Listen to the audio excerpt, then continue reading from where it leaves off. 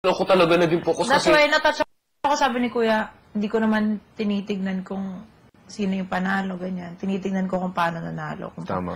I think nakita ni Kuya ngayon na walang focus lahat ng tao. Kasi nga nagpakakalmado tayo. Kasi nga, minaliit natin, daga lang naman yun, ganyan-ganyan, di ba? Kahit ako at 20 pesos. Mali talaga sobra. Sabihin ko sa inyo, minaliit ko ang daga.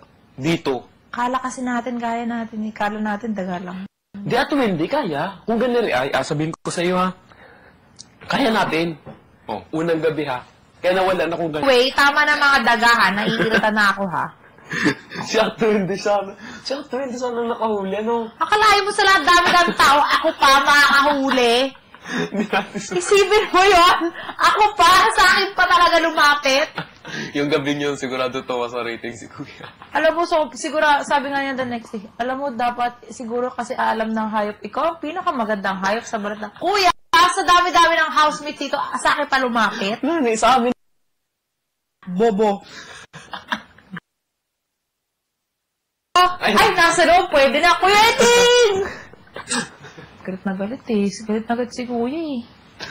Anyway, move on na. Ayoko na maalala. Tapos pagkakita Yeah, ko, wag, tama na. Tama na! sabi mo nakabira po. Ano? Tama na! Oh, sige. Bawi na lang ako next week. Okay lang May naman. mga disappoint sa akin si Kuya, grabe. Ay, sa akin lalo. Yung susunod, Alam mo, sa amin ni Kuya Eting, Hindi ko Kasi kaya. ganito Hindi ko ay- matik. taga-bukid. Tinawagan ng taga-bukid. Ako talaga, tinamaan talaga. Wala, tungkol lang sa mga bagay-bagay na mga panggulo sa mga puso, isip ko. Tiyan. Talaga, Carlo. Kuya ko lang yan. Di ba sabi ko sa Bigel, komportable akong magkwento kay Carlo. Kasi tutulungan niya ako, tsaka nagsasabi siya totoo.